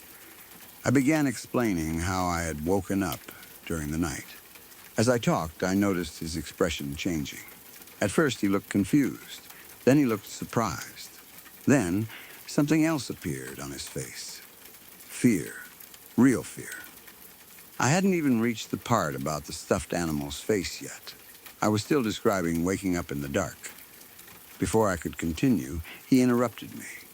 His eyes widened. His face went pale. Then he said something that immediately made my stomach drop. He told me that he had also woken up during the night. I remember staring at him. Before I could say another word, he continued. He said that he had looked across the room and seen the stuffed animal. Then he described exactly what I had seen. He said it looked like it was making faces at him. He said it appeared to be frowning. And then he said it seemed to be baring its teeth like an angry dog. For several seconds, I couldn't respond. I was stunned. The details matched perfectly. I hadn't told him those details. I hadn't mentioned the frown. I hadn't mentioned the teeth. I hadn't described the angry expression. Yet somehow he was describing exactly what I remembered seeing. At first I thought he must be joking. It seemed like the only reasonable explanation. Kids tease each other all the time. Maybe he was trying to scare me. Maybe he was making things up after seeing my reaction. But when I looked at him, he didn't seem like he was joking. He looked genuinely disturbed. I asked him if he was serious. He immediately insisted that he was. The more we talked, the more convinced I became that he wasn't lying. He described waking up. He described noticing the stuffed animal. He described feeling uncomfortable. And he described the exact same facial expressions I remembered seeing. The conversation left both of us unsettled. What had seemed funny moments earlier suddenly wasn't funny anymore. If I had been the only one to experience it, I would have dismissed it completely. But now there were two of us. Two children who claimed to have seen the same thing during the same night. Eventually, we decided to tell our parents. We found them and explained everything. We described waking up. We described seeing the stuffed animal. We described the angry expression. And we explained how we had both witnessed the same thing independently. As you might expect, our parents weren't particularly concerned. They listened. They smiled. Then they dismissed it as childhood imagination. Looking back, I understand why. From an adult perspective, their reaction made perfect sense. Two young children wake up in a dark room. Both become frightened by shadows. Both interpret a stuffed animal's appearance in a similar way. Nothing supernatural required. Case closed. At the time, we accepted their explanation. What else could we do? We were kids. Adults always seemed to have answers.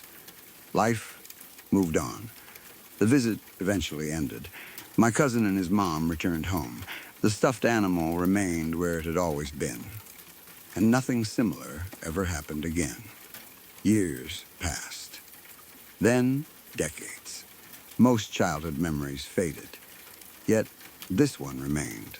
Even now, I can remember the feeling of lying awake in that dark room. I can remember staring at the stuffed animal. I can remember the sensation of fear slowly building in my chest. Most of all, I remember the conversation the following morning. That conversation is the reason the story has stayed with me all these years. I've spent a lot of time trying to explain it. The logical side of me believes there must be a reasonable answer. Perhaps the lighting created the same illusion for both of us. Perhaps our brains interpreted the shadows in an identical way. Perhaps the stuffed animal's features naturally looked aggressive under certain conditions. Those explanations are entirely possible, maybe even likely. But no matter how many logical possibilities I consider, one detail always stands out. My cousin described the facial expressions before I did. That is the part I struggle to explain. If I had described everything first, then his agreement would mean very little. Memory is suggestible. Children influence each other easily. But that isn't how it happened. He volunteered the details before hearing them from me. The frown, the teeth, the angry expression. Every important detail matched. That single fact is what has kept the memory alive all these years. I'm not saying the stuffed animal was haunted. I'm not saying anything supernatural happened. I honestly don't know what happened. Maybe it was a strange coincidence. Maybe two children saw the same visual illusion at different times during the night. Maybe there is a perfectly ordinary explanation that neither of us has considered. All I know is that the memory remains as vivid now as it was then. Whenever I think about it, I still feel the same small sense of unease. Not terror, not panic, just uncertainty. The kind that comes from encountering something you can't fully explain. To this day, I still remember that stuffed animal sitting in the darkness, looking completely different from the harmless toy I knew during the day. And even after all these years, I still don't know what to make of it.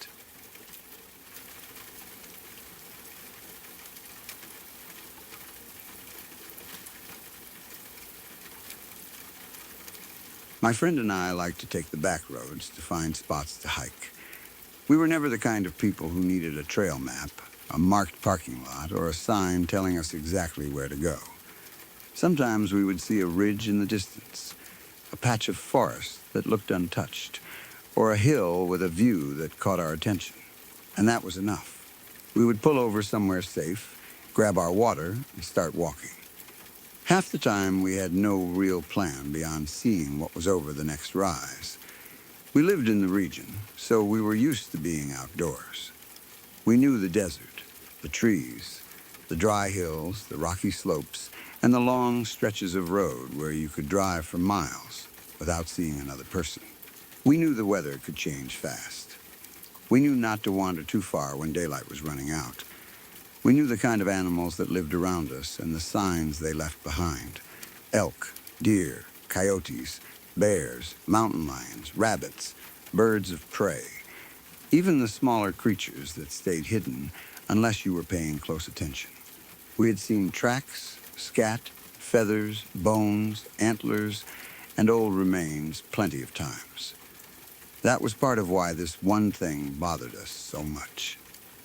We had gone out that day with no big goal in mind. It was one of those afternoons where the weather was nice enough to be outside, but there was still a chill in the air once the sun started getting low. The sky had been clear when we left, bright and open, with that deep, blue color that makes the mountains and trees look sharper than usual. We had driven around for a while, taking roads we had not been down before, stopping whenever something looked interesting. At one point, we found a place where the land opened up, and we could see the peaks in the distance. We parked, climbed a slope, and spent some time up there just looking around. It was quiet in a good way. There was wind moving through the trees and the occasional bird calling somewhere far off, but otherwise it felt like the whole world had gone still.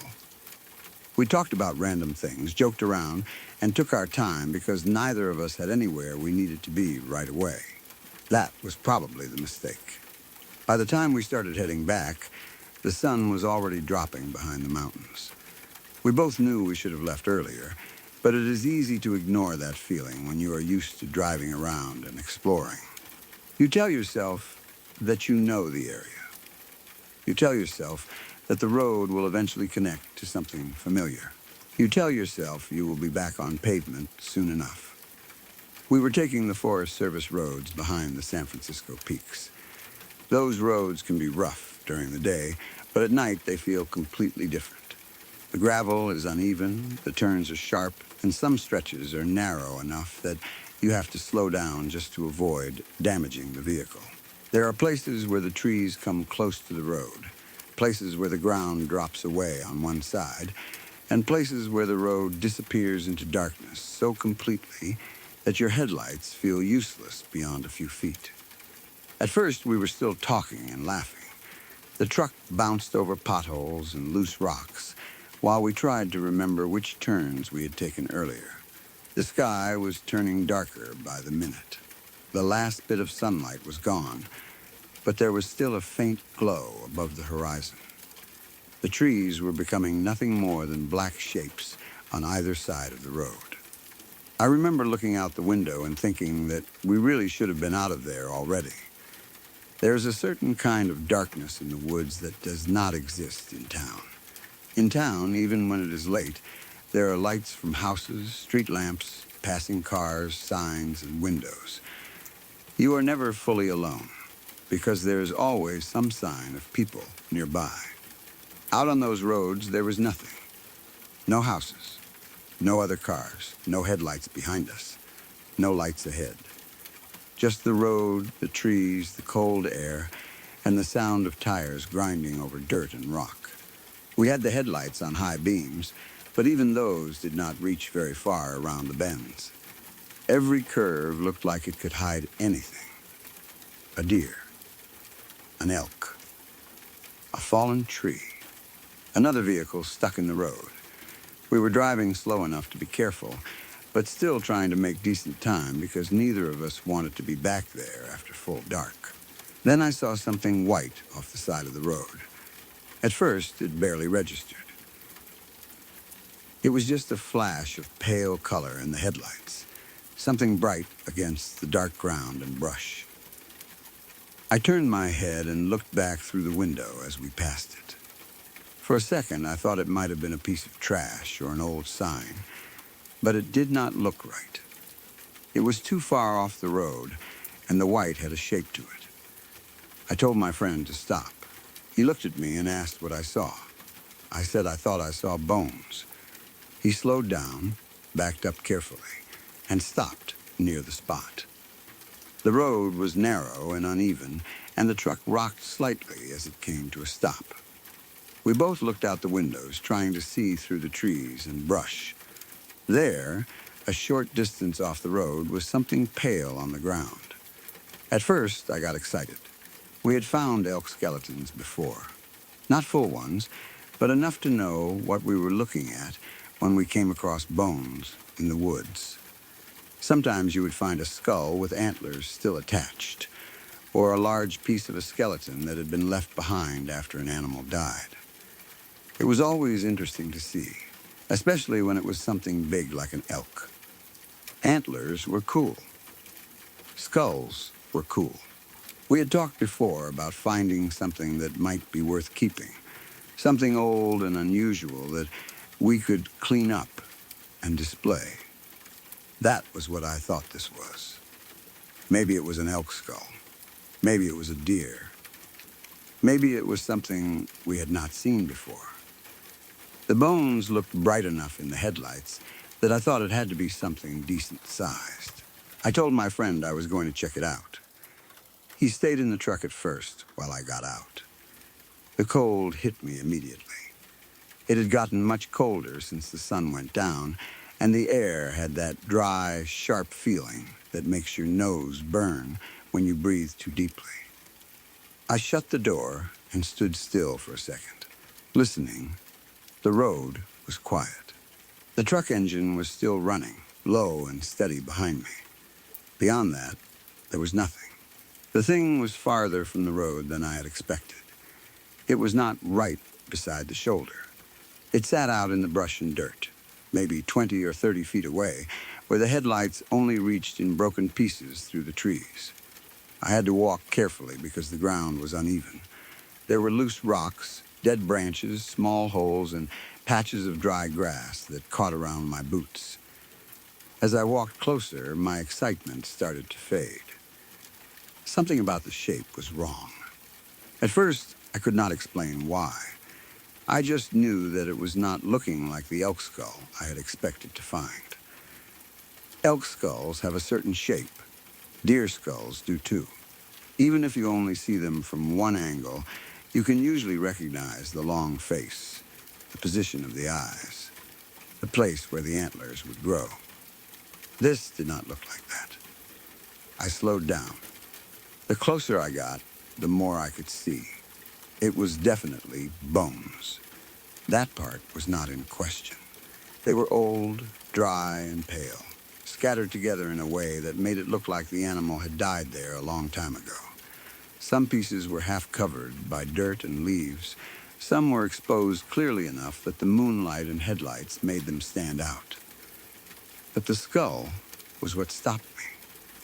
I stood there, staring at it, and for a few seconds, I could not move.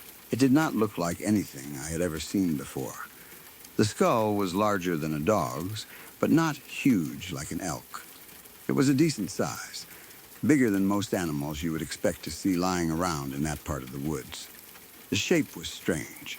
The front of it seemed too long in one place and too flat in another. It almost looked like it had some kind of bill or beak, but not exactly. It was not shaped like a bird skull. It was not shaped like a coyote or fox. It was not shaped like a deer, elk, bear, or mountain lion.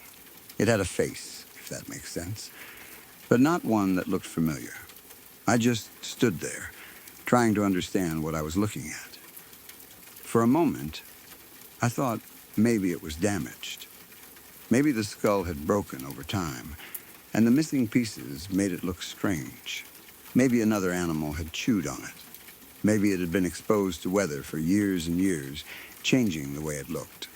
I leaned closer without touching it and tried to make sense of the eye sockets, the jaw, the front of the skull. But the more I looked, the less it made sense. I remember feeling my stomach drop. It was not a normal fear at first.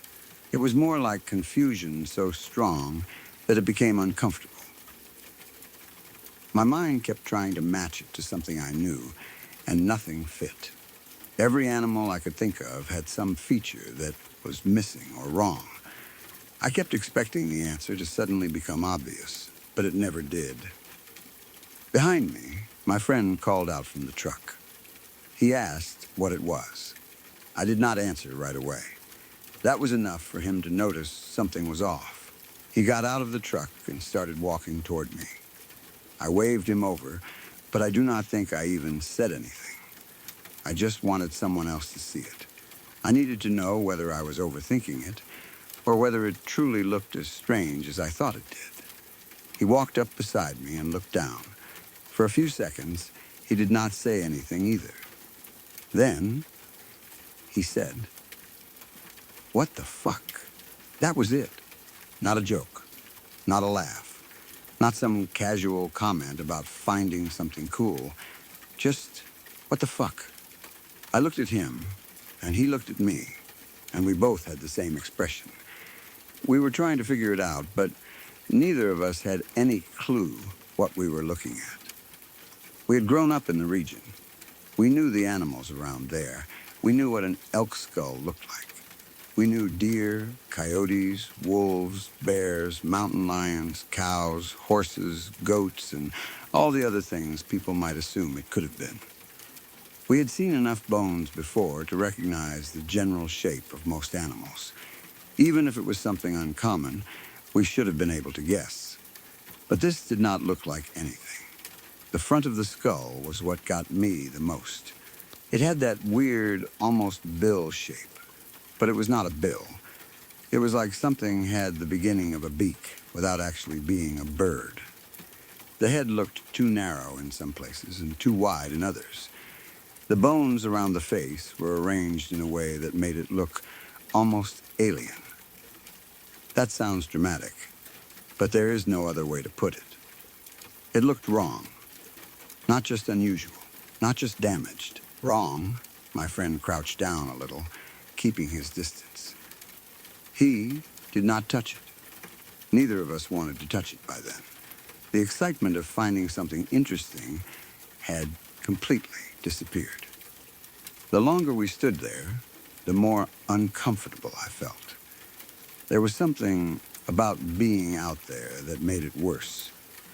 We were alone on a Forest Service road after dark. There were no other vehicles, no signal we could trust, no people nearby. The woods around us were completely quiet. The truck headlights were the only real light, and they made everything outside their beam look even darker. My friend told me not to touch it. He said it seriously. Again, we were indigenous, and we had both grown up hearing stories, warnings, and beliefs from the people around us. Some things are not meant to be taken. Some things are not meant to be disturbed. It was not even about being superstitious in that moment. It was more like instinct. The whole situation felt off, and touching it felt like a bad idea. I did not argue. I had already been thinking the same thing. We looked around us then, and that was when the fear really started to settle in. Before, all of our attention had been on the skull. But when we lifted our heads and looked around, we realized how dark it had become. The trees stood around us in every direction. The road behind us disappeared into blackness. The truck lights lit up only a small part of the ground. Everything beyond that was hidden. I suddenly had the strong feeling that we should not be standing there. I do not know why. Maybe it was just the isolation. Maybe it was because of the bones. Maybe it was because neither of us could explain what we had found. But I felt exposed, like we had walked into a place we were not supposed to be. My friend looked toward the road and said we needed to go. I agreed immediately. We did not take pictures. We did not pick anything up. We did not spend another 10 minutes examining it. We just turned around and walked back toward the truck faster than we had walked over. I remember trying not to look into the trees. Every dark shape looked like it could be something standing there. Every branch seemed to move when I looked away. The wind had picked up a little, and it made the trees creak softly. But in that moment, every sound felt louder than it should have. We got back to the truck and got inside. My friend locked the doors right away. I did too, even though I knew it probably did not matter. It was just automatic. One of those things you do when your body is telling you that you are not safe, even if your brain cannot explain why. He pulled out onto the road and started driving. Neither of us talked for a minute. The truck moved slowly over the rough road, headlights bouncing over the trees and rocks. I kept looking back through the rear window, but I could not see anything. The darkness swallowed the place where we had found the bones almost immediately. After a while, my friend finally asked me what I thought it was. I said I had no idea. We started throwing out possibilities, but none of them felt right. Maybe it was some kind of animal from a farm. Maybe someone had dumped bones there. Maybe it was an old skull that had been broken and weathered in a way that made it look strange. Maybe it belonged to something from another part of the country. But even while we said those things, we both knew we did not believe them. The shape was too strange. The size was too strange. The location was too strange. And the way it made us feel was too strange. Once we got back to town, the whole thing felt even harder to explain. In the truck, surrounded by streetlights and other cars, it was easier to tell ourselves it had probably been nothing. But the memory of it stayed clear in my mind. I could still see the pale skull on the ground. I could still see the odd shape of the front of its face. I could still remember the way my friend went silent before saying, "What the fuck?" Over the years, I have spent hours looking up skeletons and skulls of animals that live in the region. I have looked at elk, deer, pronghorn, bears, mountain lions, coyotes, wolves, badgers, wild pigs, birds, reptiles, and animals that do not even usually live around there. I have compared skull shapes, eye sockets, snouts, jaws, teeth, and bone structure. Nothing looks like what we found.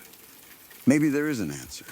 Maybe somebody with more knowledge of bones would look at it and know exactly what it was. Maybe it was some rare combination of damage, decay, and an animal I never considered. I cannot say for sure that it was anything supernatural, but I know it did not look like any animal either of us recognized. And the worst part is that we left it there. Sometimes I wish we had taken a picture.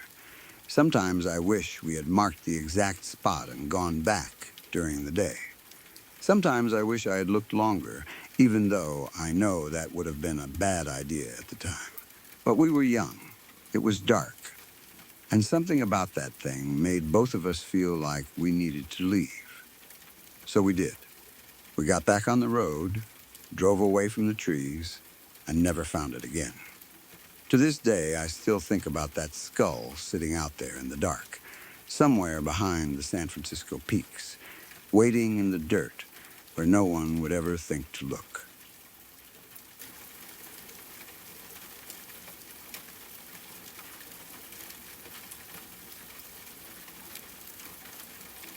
So that's where we'll stop tonight. Before you go, remember this. Every story you just heard was real. Real people, real nights, and none of them saw it coming. If that got to you the way it gets to most people, do one thing before you leave. Hit subscribe. I post new stories all the time, and I don't want you to miss them. Take care of yourself. I'll see you next time.